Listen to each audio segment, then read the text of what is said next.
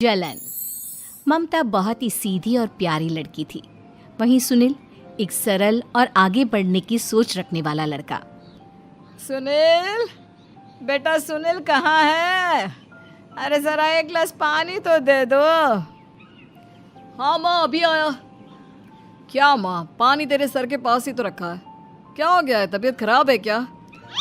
अरे नहीं नहीं, वो उठने का मन ही नहीं कर रहा था तो देखा ही नहीं।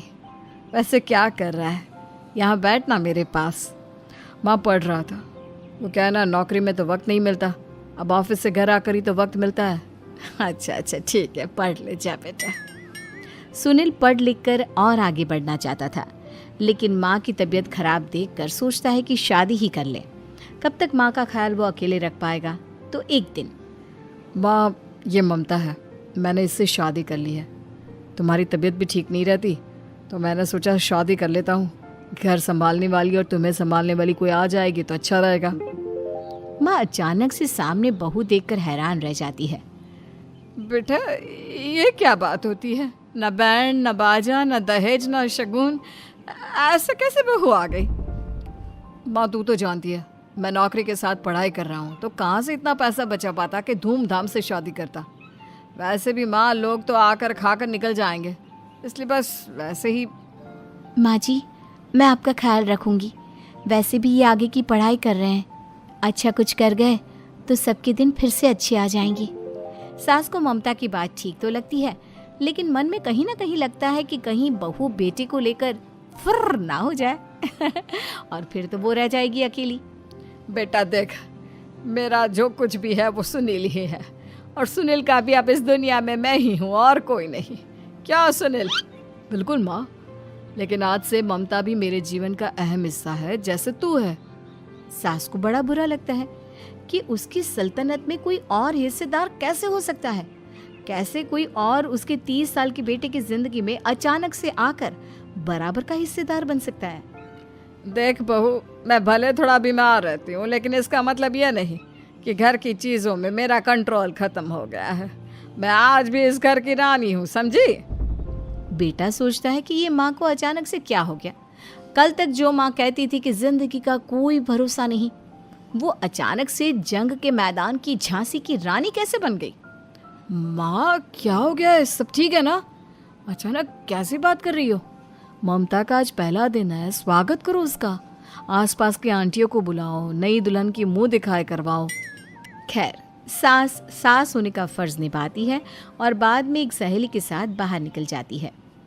क्यों री बताया नहीं कि बेटे का ब्याह कर रही हो? वैसे तो सारा दिन हम ही में घुसी रहती हो। अरे मुझे भी तो अभी पता चला, यूं अचानक सर पर लेकर आ गया। कहता है बहू है माँ तुम्हारी, अब इसको भी इतना ही मैं प्यार करता हूँ जितना तुझे करता हूँ। लो जी, ये क्या बात होगी? क्यों इतना प्यार करता है? अरे माँ का प्यार तो ज्यादा होता है। अब उसको तो कोई दूसरा पति मिल सकता है, लेकिन तुम ही बताओ, क्या माँ की ममता किसी और की हो सकती है? ना जी ना, बेटे को समझाओ ये बात। अरे क्या समझाऊं, मुझे तो खुद ही समझ में नहीं आ रहा कि क्या हो रहा है। जो बेटा कल तक माँ माँ करता था, अचानक से बीवी बीवी का राग आलाप रहा है। देखा, उसकी बीवी ना सुंदर और जवान है। सुंदरता के आगे तो एक से एक नहीं टिके, तो तेरा बेटा किस खेत की मूली है? सास को भी समझ में आ जाता है कि बहू की सुंदरता के आगे माँ का प्यार किसी काम का नहीं। उधर बीवी, ए जी, अम्मा जी सहेलियों को छोड़ने गई थी, अभी तक आई नहीं, हम देख आए क्या? अरे रहने दो ना, आ जाएंगी। कहाँ जाएगी, उनकी आदत है, एक बार जाती है तो पूरी पंचायत खत्म करके ही आती है। अच्छा ही है, खाना वाना खा कर गई होगी। छोड़ो ना, घूमेगी तो खाना पचेगा, नहीं तो ऐसे ही खाट पकड़ लेगी। बहू भी शांत हो जाती है। उधर सास सोचती है कि आज थोड़ा देर से ही घर जाती हूँ, जब बेटा परेशान होकर ढूंढेगा तब मजा आएगा। बीवी को खुद ही पता चल जाएगा कि माँ के आगे उसकी दाल नहीं गलेगी। लेकिन वहीं दूसरी ओर घर पर, ए जी, माँ जी अभी भी नहीं आई, हमको तो घबराहट हो रही है कि क्या करें, जाकर पता करें किसी के घर। अच्छा, कहाँ जाओगी ये भी बता दो। पहला दिन है तुम्हारा इस घर में और एक ही दिन में मोहल्ला छानोगी क्या? हाँ, तो आप भी तो नहीं जा रहे हैं ना, हमको फिक्र हो रही है। अरे यार, ये रोज का है अम्मा का, खाओ और सो जाओ। बस फिर क्या था। बेटा बहू खाना खाते हैं और कमरे में सोने चले जाते हैं। उधर जब सास को कोई देखने नहीं आता तो वो हार कर घर आ जाती है, जहाँ वो देखती है कि सारे घर की लाइट्स बंद है। सास को गुस्सा आता है, बहू, ममता बहू कहाँ हो? लेकिन सारे दिन की थकी बहू को ऐसी नींद आती है जैसे किसी ने भांग की गोली खिला दी हो। वो तो नहीं उठती। उठकर आ जाता है बेटा। अरे क्या बात है अम्मा, काहे चिल्ला रही हो? अरे सो जाओ ना, सुबह की थकी है बहू, वो सो रही है। जोर से बोलोगी तो नींद खुल जाएगी उसकी। माँ को गुस्सा आ जाता है। फिलहाल तो सो जाती है, लेकिन मन ही मन ढेर सारा जहर बहू के लिए भरा होता है। सुबह बहू चाय बना रही होती है कि सास धीरे से गैस तेज कर देती है, जिससे चाय का बर्तन जल जाता है। और जैसे ही बहू चाय का बर्तन उठाती है उसका हाथ जल जाता है। मेरा हाथ जल गया। वो जोर जोर से चिल्लाकर इधर उधर भागती है कि सास थोड़ी देर में उसके हाथ में पानी डाल देती है। हाय रे बहू, क्या कर रही हो? पहली बार रसोई छुई हो क्या? सासू माँ गलती से गैस तेज रह गई थी और बर्तन जल गया, जिससे मेरा हाथ जल गया। हाय रे, कितना गंदा दाग। छी छी छी छी, मुझे तो उल्टी आ रही है तेरा गला हुआ मांस देखकर। तू ना मुझे अभी साथ से खाना मत लगाना। बहू भी खुद का हाथ देखती है तो उसे भी रोना आ जाता है। कुछ दिनों के बाद सास की सहेली आती है, बहू चाय बनाकर लाती है।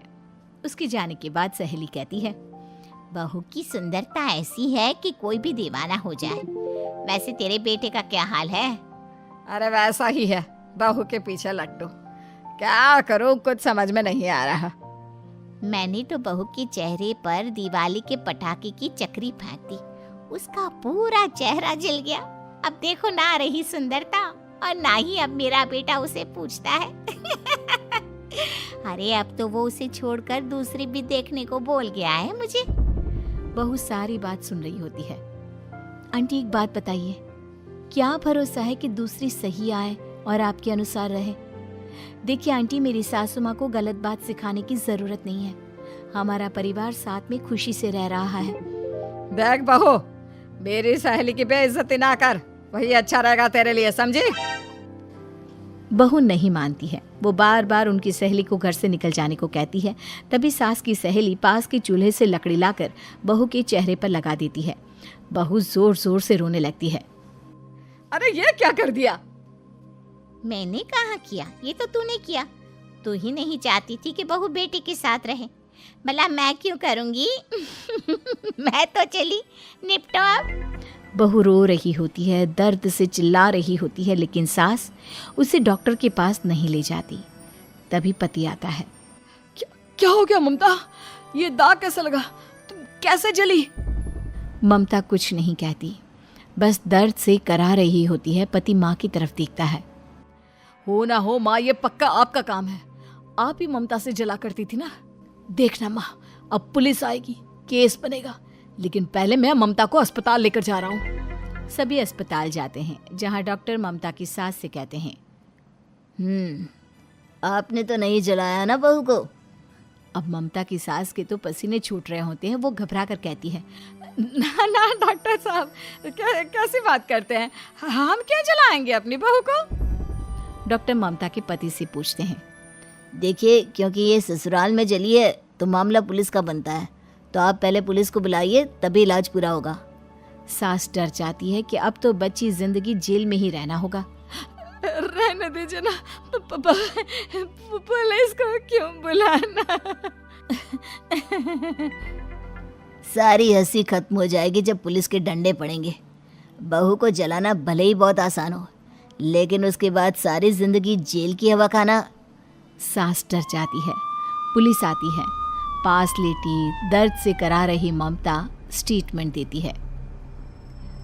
तो क्या हुआ था? कैसे जली आप? ममता पास खड़ी सास को देखती है। बेटी बताओ, कैसे जल गई तुम? ओए, काका का किरण वाली शाहरुख, चुप, बिल्कुल चुप। सास चुप। सभी इंतजार करते हैं कि ममता क्या बोलेगी। जी मैं खाना बना रही थी, लकड़ी उड़कर मेरे ऊपर गिर गई और मैं जल गई। सास बहू की बात सुनकर रोने लगती है। देखा माँ, कितनी समझदार है ममता। ये चाहती तो, हाँ बेटा, ये चाहती तो मैं आज जेल में होती। मुझे माफ कर दे, मैं आगे से अभी कभी ऐसा नहीं करूंगी। बहू के साथ मिलकर रहूंगी, मुझे माफ कर दे।